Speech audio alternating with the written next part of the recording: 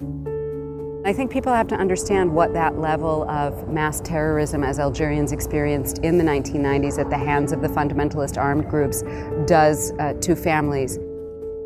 My name is Karima Bennoune. I'm the United Nations Special Rapporteur in the field of cultural rights.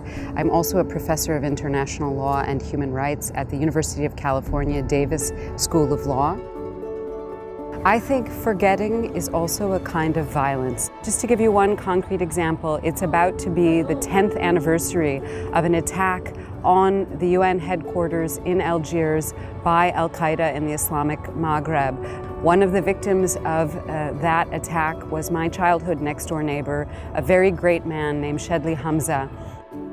He worked as a consultant with UNDP and who had started a school as his sort of side project, his personal project. And when he was killed, not only did that do terrible harm to his family, but also to all of the children in his school. He is not a statistic, he's a person, he's a victim of terrorism, and he deserves for us to remember him and all the other victims of that attack and all the others, unfortunately, that continue to happen. You know, I think everyone wants to speak about victims of terrorism, but not that many people actually want to listen to them. And I think it's about time that we did that. So my latest report is about the impact of fundamentalism and extremism on the cultural rights of women. And you know, culture may sometimes seem, or cultural rights, as if it's a luxury item, but in fact it's actually a critical tool in countering extremism.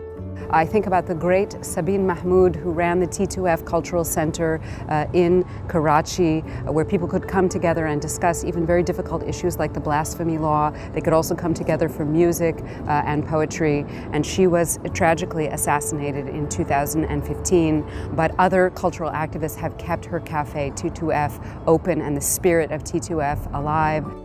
At the end of the day, we need individuals to take action, and we especially need individuals to encourage their governments to show the political will to defend the cultural rights of victims of terrorism. We need to, rather than seeing culture and the arts as some kind of luxury in the face of terrorism and extremism, we actually need to create more of those spaces. We need to support artists, especially those who are on the front lines. And if I could say one last thing to any victims of terrorism themselves, human rights is about your experience. Thank you for your courage.